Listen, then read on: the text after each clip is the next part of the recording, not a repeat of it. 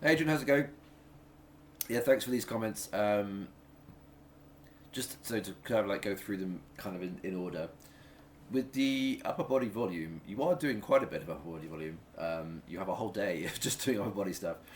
But like obviously there's always room to evolve the program, but um, it's always basically sensible just to kind of like increment these things, right?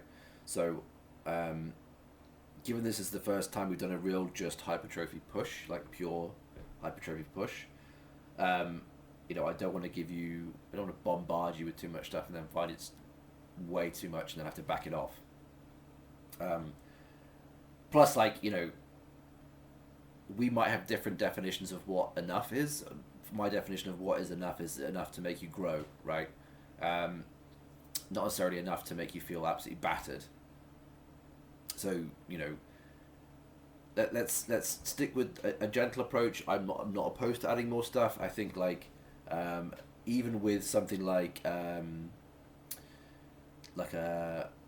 you know definitely not behind the neck strict press because I think it's a fucking garbage movement. But like this wouldn't fit in now, like a strict press. But something that we could maybe look at next block. There's a bit more like fun for you because I know you do like this. Maybe do some kind of like either strict press or like a pin press type thing. Um, but this is something that I've resisted in the past for you because of like neck and shoulder stuff, right?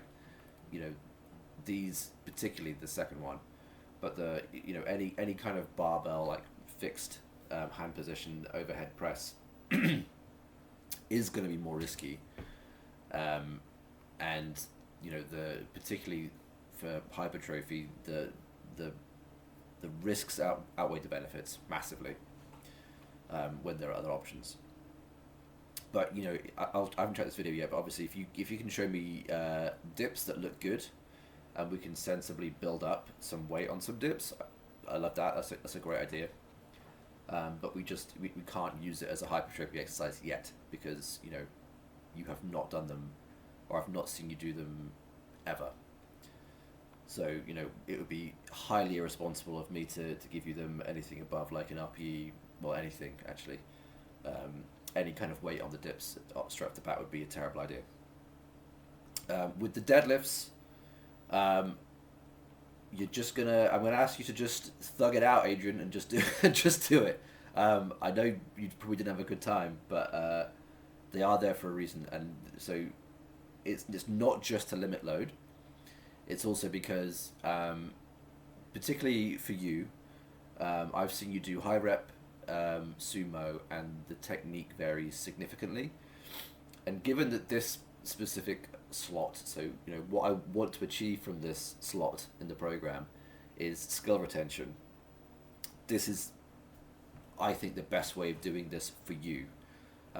It won't necessarily be fun. I've reduced the reps from 5 to 6, um, but the DOMS issue will go away because, as you say, you'll adapt to the squats. There's not actually a huge amount of squat stress.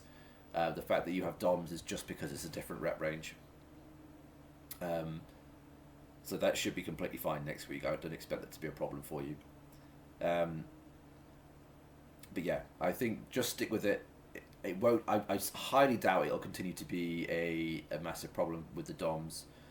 Um, and also, yeah, so just use straps. Just 100% use straps. If this is, if grip is a problem, there's absolutely no issue with using straps. Grip, even if we end up detraining your grip a bit, if you don't use straps on warm ups, that'll be fine. That'll keep you going a bit, and then grip we can retrain quite quickly when we come back to proper powerlifting stuff. So stick with doing this, please. And yeah, as I said, with the upper body volume, we will assess and see how we're doing and iterate at the end of the block. Yeah, let's see how we're doing. Cool, nice and easy.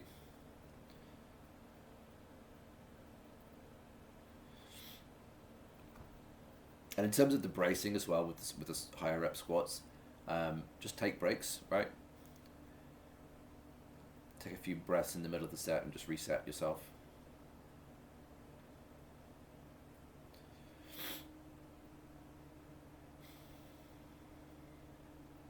Yeah, kind of exactly like this. You'll just get better. It's just like anything else. You just need to adapt, learn how to breathe a bit. Does perhaps mean that your general cardiovascular fitness isn't too fantastic, by the way, if you're getting gassed that much, particularly like if this persists for a couple of weeks. So this is, I would say also, as for a 4 count tempo. It doesn't have to be, 4 seconds. It can be a 4 count, but this is way too quick off the floor. Right? You've wedged off the floor quite aggressively there almost, and then slowed down. And then I'm guessing this is the tempo to the knee, right? That you're doing, but you're not even really doing a good tempo to the knee. Yeah, you're going a bit too fast off the floor, regardless of what you're doing. But please, please, please do these properly. So I want to see the tempo on, eccentric and concentric. It's only 2 sets.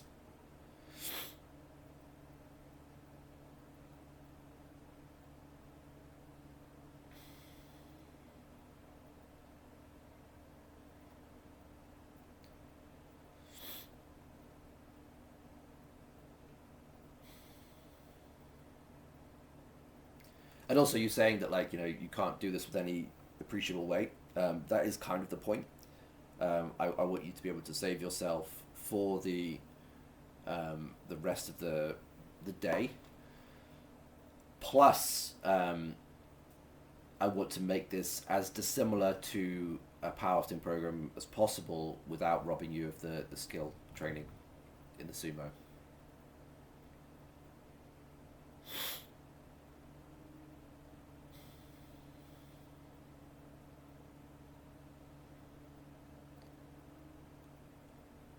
Good. Yeah, I was going to say try to clean up the transition in the bottom so you're not getting pulled around. But that's better.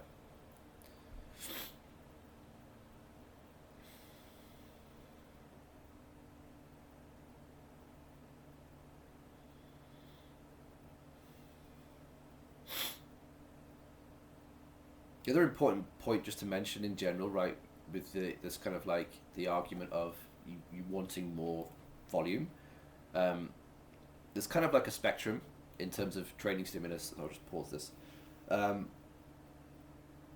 So like for a given amount of training stimulus, you can either go high volume or high RPE per set. So for a given set, and you can maybe just video some of your non-powerlifting stuff for me to check. Actually, I think you probably should. What we can do, what I prefer to do really is to up the RPE per set and to make sure that you're actually doing the correct RPE per set as well. So straight off the bat with these, I kind of want to see your head in more of a straight line with your body. It doesn't have to be perfect, but right now you've got a huge amount of rounding through your upper back here, which is like basically this kind of adaptation to getting a lot of shoulder flexion here, shoulder extension. So try to start, so your start position at the top, have your head up, try to stay long through your torso, and make sure you remember that your spine ends at the base of your skull here, right?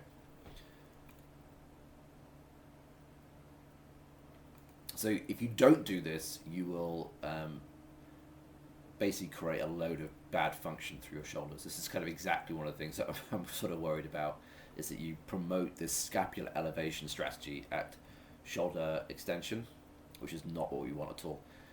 You'll end up squishing all of these anterior ribs and just messing up the space in which your shoulder blade has to move on your rib cage, which is not ideal. You see how you're also kind of like leading with your head going down. So the first thing to go down is your head. So you need to unfuck that habit, basically. Show me that again next week, done a bit more neutrally, and then we can maybe talk.